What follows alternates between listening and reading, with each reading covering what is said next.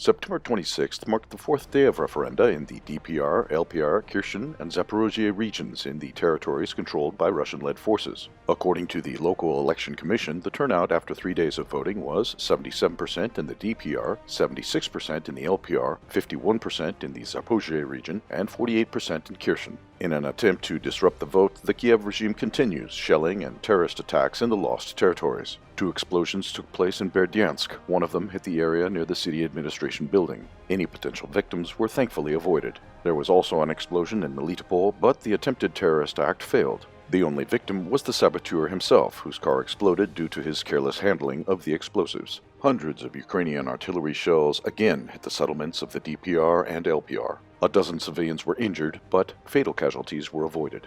A massive attack targeted the city of Kherson. Dozens of missiles were intercepted by the Russian air defense forces. However, some of them managed to reach their targets. At least 2 civilians were killed when the Play Hotel was hit by Ukrainian forces with US-made HIMARS. Once again, the forces of the Kiev regime attacked the Zaporozhye nuclear power plant. 8 kamikaze UAVs targeted the station, but all were shot down by Russian forces. About 60 shells were fired at the city of Energodar during the past day. After the announcement of the partial mobilization in Russia and the ongoing deterioration of weather conditions which complicates any offensive operations, Kiev has only a couple of weeks in which to attempt to change the situation on the front lines. The main area of the Ukrainian offensive is the town of Krasny Liman. The Russian grouping continues to resist the attacks made by the superior forces of the enemy. The Ukrainian military is trying to break through the defensive north of the town in order to cut Russian communications in the region. Hiding in the woods, the Ukrainian groups tried again to bypass Krasny Liman and Drabyshiba. Fighting continues in Dikadab.